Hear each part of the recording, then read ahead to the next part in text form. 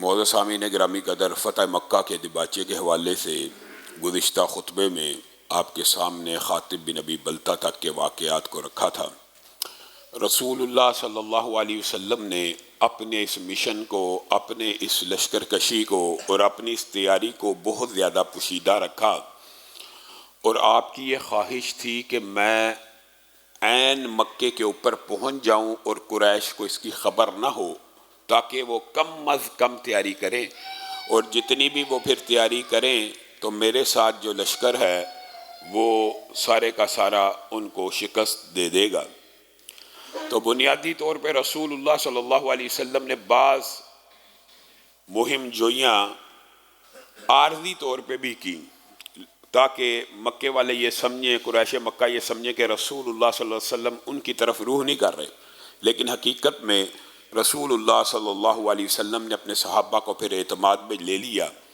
اور اعلان فرما دیا کہ ہم مکہ کی طرف جا رہے ہیں۔ 10,000 قدوسیوں کا لشکر تیار ہو گیا۔ تو رسول اللہ صلی اللہ علیہ وسلم نے 10 رمضان المبارک کو مدینہ سے نکلنے کا ارادہ فرمایا۔ 10 رمضان تھا، اور یہ رمضان میں رسول اللہ صلی اللہ علیہ وسلم روزے رکھ رہے ہیں، صحابہ بھی رکھ رہے ہیں، اور سارے سفر کے دوران یہ روزے رکھتے چلے گئے۔ ابو رحم غفاری کو رسول اللہ صلی اللہ علیہ وسلم نے مدینہ میں اپنا نائب مقرر کیا اور خود مکہ کی طرف چلنے لگے۔ اس سفر کے آغاز ہی میں ابھی مقام ابوا کے قریب پہنچے تو رسول اللہ صلی اللہ علیہ وسلم، ابھی قریش مکہ کو حقیقت میں آپ کی لشکر کشی کی خبر نہیں تھی،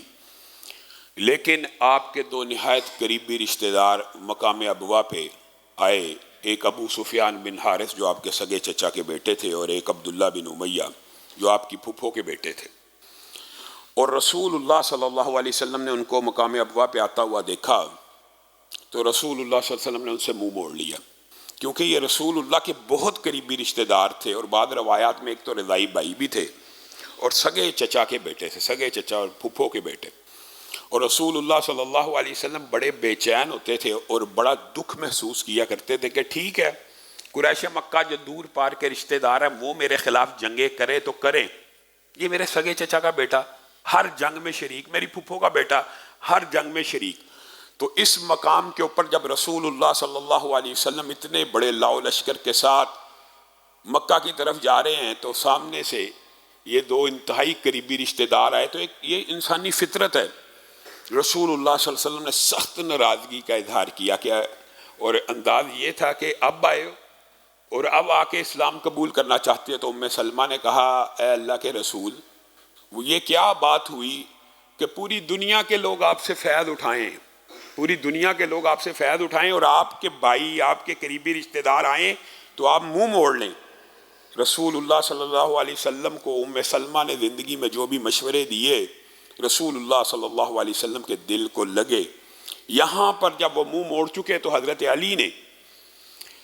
رسول اللہ صلی اللہ علیہ وسلم کے چچا داد بھائی کو، ان کے بھی ظاہر رشتہ دار تھے، ابو سفیان بن حارث کو کہا، میں آپ کو ایک نکتہ نہ بتلاؤں؟ جی آپ بتلائیے، جس سے رسول اللہ صلی اللہ علیہ وسلم نرم ہو جائیں گے اور رسول اللہ صلی اللہ علیہ وسلم آپ کو عمدہ جواب دیں گے۔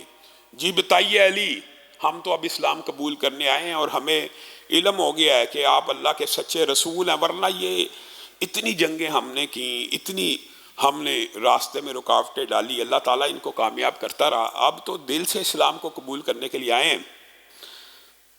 تو حضرت علی نے کہا، آپ محمد صلی اللہ علیہ وسلم کے پاس جا کے وہ کہیے جو یوسف کے بھائیوں نے کہا تھا،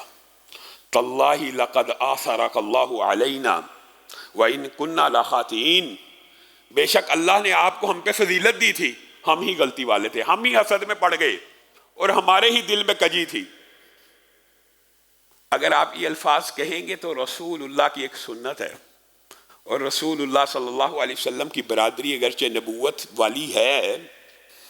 یوسف بھی رسول اللہ کی نبوت میں تو بھائی ہیں، دیگر پیغمبر بھی، تو رسول اللہ صلی اللہ علیہ وسلم کبھی بھی نہیں چاہیں گے کہ آپ کا جواب یوسف سے کم ہو۔ یہ رسول اللہ صلی اللہ علیہ وسلم کی فطرت سے حضرت علی آگاہ تھے، اور ویسے بھی ام سلمہ کا مشورہ بھی آ چکا تھا۔ جب انہوں نے یہ الفاظ جا کے رسول اللہ صلی اللہ علیہ وسلم کے سامنے کہے کہ آپ کو اللہ تعالیٰ نے ہم پہ فضیلت دی تھی، ہم ہی غلط تھے، تو رسول اللہ صلی اللہ علیہ وسلم نے عین وہی جملہ کہا جو یوسف نے کہا تھا، لا تثریب علیکم اليوم یغفر اللہ لکم وہو ارحم الراحمین، آج میں نے تمہیں معاف کیا، آج تمہارے پر کوئی گرفت نہیں ہوگی، اور بے شک اللہ تعالیٰ تمہیں بھی معاف کرے، اور وہی سب سے زیادہ رحم کرنے والا ہے۔ جب رسول اللہ صلی اللہ علیہ وسلم نے یہ الفاظ کہے تو وہ دونوں ہوش ہو گئے، اور انہوں نے رسول اللہ کی مدح میں اور رسول اللہ کے لیے ایک نعت پڑھی کہ ہم تو آپ سے ہمیشہ جنگیں کرتے رہے اور لات منات اور عزا کے لیے لڑتے رہے، اب آپ کے لشکر میں آئے ہیں تو آپ کے لیے لڑیں گے، اس شخص کے لیے لڑیں گے جس کو ہمیشہ دھتکارا۔ جب انہوں نے یہ جملہ کہا تو رسول اللہ صلی اللہ علیہ وسلم کی طبیعت کا انقباض جتنا بھی تھا ختم ہو گیا، اور رسول اللہ تیزی سے آگے بڑھے اور ان کو پیار سے ان کے سینے کے اوپر ہاتھ مارا۔ ابو سفیان ساری زندگی مجھ سے جنگیں کرتا رہا اور مجھے دھتکارتا رہا، دیکھ لے بالآخر اللہ رب العزت نے تجھے بھی میرے پاس، یعنی محبت کا اظہار کیا۔ یہ بعض اوقات جو تھپڑ کا مارنا یا دھکا دینا رسول اللہ کی سیرت میں جو آتا، سینے پہ ہاتھ مارنے کا عموماً تذکرہ، یہ ایک فرینکنس کی کیفیت ہے، ایک محبت کا اظہار ہے۔ اس میں یہ نہیں ہے کہ ضرب لگائی تدیباً ضرب نہیں ہے، یہاں پہ بھی محبت کا اظہار کر رہے ہیں اپنے چچا کے بیٹے سے کہ ساری زندگی مجھے دھتکارتا رہا، آج نعتیں پڑھ۔ تو رسول اللہ صلی اللہ علیہ وسلم نے ان کے اسلام کو قبول فرمایا، ان کے لیے مغفرت کی دعا کی، اور رسول اللہ صلی اللہ علیہ وسلم کے خاندان کے اعتبار سے، خاندانی کفیت کے اعتبار سے یہ رسول اللہ صلی اللہ علیہ وسلم کے لیے بہت بڑی خوشخبری تھی